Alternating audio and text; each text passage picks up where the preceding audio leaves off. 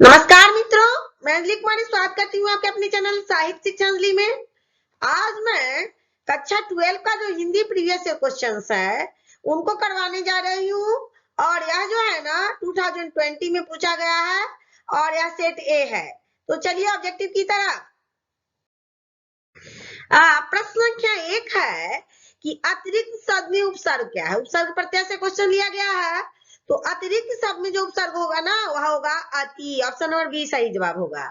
प्रश्न संख्या 2 है गंगा शब्द का पर्यायवाची क्या है। मंदाकिनी, आगार, अनल और महाकाय। तो ऑप्शन नंबर ए के साथ चलिए, मंदाकिनी होगा सही जवाब। प्रश्न संख्या 3 है दांत गिनना मुहावरे का क्या अर्थ है। दांत गिनना मुहावरे का सही अर्थ होगा उम्र का पता लगाना, कि भाई अमुक आदमी की उम्र कितनी है। प्रश्न संख्या 4 है कि विकास शब्द का उपसर्ग क्या है। विकास शब्द में क्या उपसर्ग होगा। ऑप्शन नंबर ए के साथ चलिए, वी। प्रश्न संख्या 5 है कि रामानुज शब्द कौन सा समास है। तो जब आप लोग समास का कंसेप्ट क्लियर कर लीजिए, रामानुज में आपको तत्पुरुष समास होगा। ऑप्शन नंबर बी सही जवाब होगा। और प्रश्न संख्या 6 है कि जीवन भर का एक शब्द क्या होगा। कहा जाता नहीं कि मैं जीवन भर साथ निभाऊंगा, मतलब आजीवन उसके साथ रहना है। तो ऑप्शन नंबर सी सही जवाब होगा। आगे है कि जिससे किसी बात के न होने का बोध हो उसे क्या कहेंगे हम। तो उसे कहेंगे निषेधवाचक वाक्य। किसी बात का बोध ही नहीं होता उस वाक्य से। फिर आगे है कि आगामी शब्द का विलोम क्या होगा। आगत, विगत, पूर्वगत और निर्गत। तो इसका आगामी का विलोम होगा विगत। और फिर प्रश्न संख्या 9 है कि संवत का संधि विच्छेद सम घनवत मिलके हो जाता है सम्मत। अब आगे है प्रश्न संख्या 10 में कि आदर शब्द का विशेषण क्या होगा। अब सादर, आदर पूर्वक और आदरणीय, ये तीनों में से कुछ भी नहीं होगा। ऑप्शन नंबर सी के साथ चलिए। प्रश्न संख्या 11 है शब्द का पर्यायवाची क्या होगा। शब्द का पर्यायवाची पूछा जा रहा है यहाँ पर। नाद, निनाद, ध्वनि और इनमें से सभी। तो आप लोग पर्यायवाची शब्द भी कंसेप्ट क्लियर कर लीजिए। सभी होगा इनमें से सभी, क्योंकि सारे जो है ना शब्द के पर्यायवाची हैं। प्रश्न संख्या 12 है कि चाय शब्द कौन सा लिंग है। स्त्रीलिंग है कि पुल्लिंग है कि उभयलिंग है, क्या है चाय शब्द। तो चाय जो है ना वह स्त्रीलिंग है। अब प्रश्न संख्या 13 की तरफ चलते हैं कि पुरस्कार शब्द का विलोम क्या होगा। पुरस्कार शब्द का विलोम होगा दंड। अब प्रश्न संख्या 14 है कि वर्ण के आधार पर संधि के कितने भेद होते हैं। तो वर्ण के आधार पर संधि के 3 भेद होते हैं। ऑप्शन नंबर बी सही जवाब होगा। दक्षिण शब्द कौन सी संज्ञा है। जातिवाचक संज्ञा, व्यक्तिवाचक संज्ञा, भाववाचक संज्ञा, गुणवाचक संज्ञा। तो यह जो है ना दिशाओं का नाम है दक्षिण। पूर्व, पश्चिम, उत्तर, दक्षिण जो होता है ना वही है। तो दक्षिण जो है वह व्यक्तिवाचक संज्ञा है। अब कपड़ा का पर्यायवाची पूछा जा रहा है प्रश्न संख्या 16 में कि कपड़ा शब्द का पर्यायवाची क्या होगा। तो वसन। फिर आगे है कि समास शब्द का लिंग निर्णय करें। तो समास शब्द पुल्लिंग है। ऑप्शन नंबर डी के साथ चलिए। प्रश्न संख्या 18 का है कि सावधान 22 पसेरी मुहावरे का क्या अर्थ होगा। सावधान 22 पसेरी मुहावरे का अर्थ होगा जो अच्छा होता है ना, अच्छा बुरा सबको एक समान समझना, कि सब एक ही समान है। सावधान 22 पसेरी। अब आगे देखते हैं प्रश्न संख्या 19 में क्या पूछा जा रहा है कि प्रतिदिन शब्द कौन सा समास है। तो प्रतिदिन जो है ना अव्ययी भाव समास है। शिव शब्द का विशेषण क्या होगा। ऑप्शन नंबर बी के साथ चलिए, सैव। और यह प्रश्न पीछे भी पूछा जा चुका है, बार बार पूछा जा रहा है। शिव शब्द का विशेषण होगा सैव। बिना समय गंवाए हुए चलते हैं प्रश्न संख्या 21 की तरफ। जयप्रकाश नारायण ने छात्र आंदोलन का नेतृत्व कब किया था। तो सन 1974 ईस्वी में किया था। ऑप्शन नंबर ए सही जवाब होगा। प्रश्न संख्या 22 है कि दिनकर जी को निम्न में से कौन सा पुरस्कार दिया गया था। ऑप्शन नंबर ए में है पद्मश्री, बी में है पद्म भूषण, सी में है पद्म विभूषण और डी में है पद्म। तो इनको जो है ना पद्म भूषण का पुरस्कार दिया गया था। फिर प्रश्न संख्या 23 में है कि रिक्वेशन ऑफ इंडिया पॉलिटी नामक पुस्तक किसने लिखी थी। बहुत ही फेमस पुस्तक है। तो यार इस पुस्तक को जयप्रकाश नारायण जी ने लिखा था। ऑप्शन नंबर सी सही जवाब होगा। अर्धनारीश्वर कल्पित रूप किसका है। शंकर और पार्वती का, और गणेश और लक्ष्मी जी का, राधा कृष्ण का या राम और सीता का। तो यहाँ बी के साथ चलिए, बी इसका सही जवाब होगा। प्रश्न संख्या 25 है कि अज्ञे के पिताजी का क्या नाम था। तो हिरान बादशाह अज्ञे का पिताजी का नाम था डॉक्टर हिरानंद शास्त्री।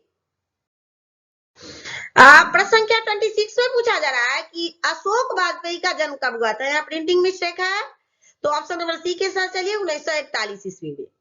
कवि ने कहा क्या है, नाट्य संग्रह है कि कहानी संग्रह है, कविता संग्रह है, निबंध संग्रह है। तो यह जो है ना कविता संग्रह है। प्रश्न संख्या 28 है कि विनोद कुमार शुक्ल का निवास स्थान कहाँ है। तो इनका निवास स्थान रायपुर छत्तीसगढ़ में है। ऑप्शन नंबर 20 का सही जवाब होगा। प्रश्न संख्या 29 है कि लोग भूल गए किसकी रचना है। तो लोग भूल गए जो है ना यह रघुवीर सहाय जी की रचना है। प्रश्न संख्या 30 है कि अधिनायक शीर्षक कविता किस पुस्तक से ली गई है। यह जो है सो किस पुस्तक से ली गई है यह, तो लोग भूल गए से लिया गया है। ऑप्शन नंबर ए इसका सही जवाब होगा। प्रश्न संख्या 31 है कि एक लेख और एक पत्र शीर्षक पाठ के लेखक कौन है। तो इस शीर्षक पाठ के लेखक भगत सिंह हैं। ऑप्शन नंबर सी सही जवाब होगा। प्रश्न संख्या 32 है कि बहुजन संप्रेषण के माध्यम पुस्तक किसने लिखी थी। तो यह पुस्तक जो है ना जयप्रकाश नारायण जी ने लिखी थी। प्रश्न संख्या 33 है कि मोहन राकेश रचित नाटक संग्रह कौन सा है। तो आषाढ़ का एक दिन जो है ना यह मोहन राकेश रचित नाटक संग्रह है। ऑप्शन नंबर डी सही जवाब होगा। अब आगे पूछा जा रहा है कि तुलसीदास जी की पत्नी का क्या नाम था। ऑप्शन नंबर बी के साथ चलिए। रत्नावली नाम था उनकी पत्नी का। और प्रश्न संख्या 35 है कि हार जीत किस प्रकार की रचना है। तो यह एक गद्य कविता है। ऑप्शन नंबर बी सही जवाब होगा। काजल शब्द कौन सा लिंग है। आंख में जो काजल लगाते हैं ना वही। तो काजल जो है ना पुल्लिंग है। 37 में है कि इतिहास शब्द का विशेषण क्या होगा। ऐतिहासिक। ऑप्शन नंबर डी सही जवाब में होगा। प्रश्न संख्या 38 है कि बाल शब्द कौन सा लिंग है। स्त्रीलिंग है कि पुल्लिंग है कि उभयलिंग है, क्या है। तो बाल शब्द जो है ना पुल्लिंग है। प्रश्न संख्या 39 की तरफ चलते हैं। पूछा जा रहा है कि हिमालय शब्द का संधि विच्छेद क्या होगा। तो जब इसका संधि विच्छेद करेंगे ना तो हिम घन आलय मिलके बन जाता है हिमालय।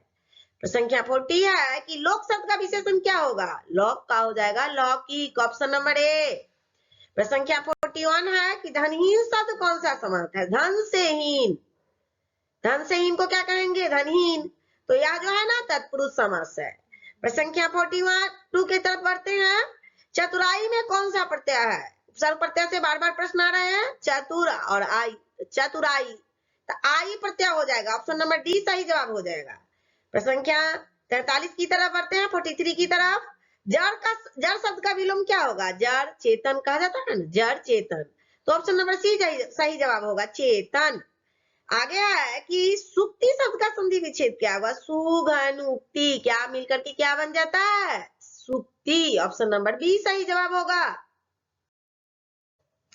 अब प्रश्न संख्या 45 में पूछा जा रहा है कि अग्नि शब्द का पर्यायवाची क्या होगा। 4 ऑप्शन है, वाजी है, व्योम और पावक। तो पावक होगा।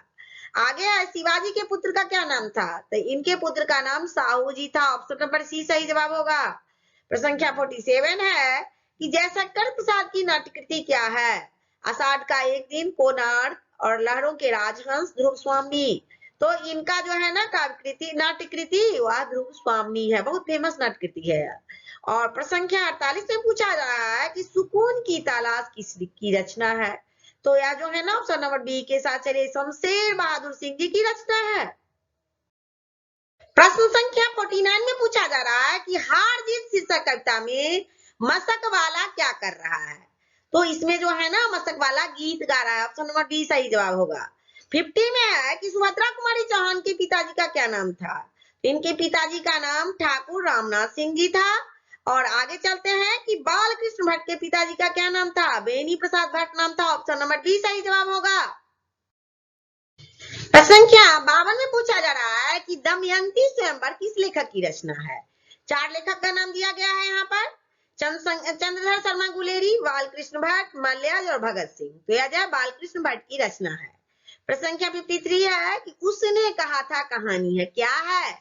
दिव्य प्रेम की कहानी है, युद्ध की कहानी है, प्रेम पर बलिदान होने की कहानी, तो इनमें से सभी। तो यह जो है ना इनमें से सभी होगा इसका सही जवाब, क्योंकि यह युद्ध की भी कहानी है। इसमें दिव्य प्रेम की भी कहानी को जताया गया है। और प्रेम पर कैसे बलिदान लोग जो होते हैं ना उसकी भी उसके बारे में भी बताया गया है। प्रश्न संख्या 54 है कि निम्न में से कौन सी रचना गुलेरी जी की नहीं है। तो इनमें जो है ना हारे को हरिनाम जो है सुगुलेरी जी की रचना नहीं है। ऑप्शन नंबर सी सही, डी सही जवाब होगा। आगे चलते हैं। जयप्रकाश नारायण के बचपन का क्या नाम था? तो इनके बचपन का नाम बाउल था। ये भी प्रश्न बार बार आ चुके हैं। ऑप्शन नंबर सी सही जवाब होगा। आगे पूछा जा रहा है कि चू ना करना मुहावरे का क्या अर्थ होता है? शिक्षक कहते हैं ना कि चू मत करो, तो क्या अर्थ होगा? साह जाना। इसका ऑप्शन नंबर सी सही जवाब होगा। आकाश शब्द का विलोम क्या होगा? आकाश का विलोम पाताल। बहुत आसान सा क्वेश्चन है। कौन आता है? कौन सा सर्वनाम है? तो प्रश्न पूछा जा रहा है ना, तो इसमें प्रश्नवाचक सर्वनाम होगा। ऑप्शन नंबर ए इसका सही जवाब होगा। सुबह शब्द कौन सा लिंग है? सुबह शब्द जो है वह पुल्लिंग है। ऑप्शन नंबर डी सही जवाब होगा। फिर आगे चलते हैं कि तीव्र बुद्धि वाला क्या कहलाता है? कहता है फलाने बालक की बुद्धि बहुत तीव्र है, राम की बुद्धि तीव्र है। तो उसकी बुद्धि जो है ना कुशाग्र बुद्धि है, बहुत तीव्र है। उसका ऑप्शन नंबर सी सही जवाब होगा। यह जो सेट था यह 2020 का सेट था और इसमें कुल प्रश्नों की संख्या 60 थी, जिसमें से 50 प्रश्नों को आप लोगों को करना था। आप लोग किसी भी 50 प्रश्न को जो आपको समझ में आए, जो आता रहे, उसको आप सॉल्व कर देंगे। और मेरे अगर पढ़ाने से आप लोगों को थोड़ा सा भी हेल्प मिलता होगा ना, तो आप लोग वीडियो को प्लीज लाइक कर दीजिए, चैनल को सब्सक्राइब कीजिए तथा अपने दोस्तों में शेयर कीजिए। तब तक के लिए जय हिंद, जय भारत।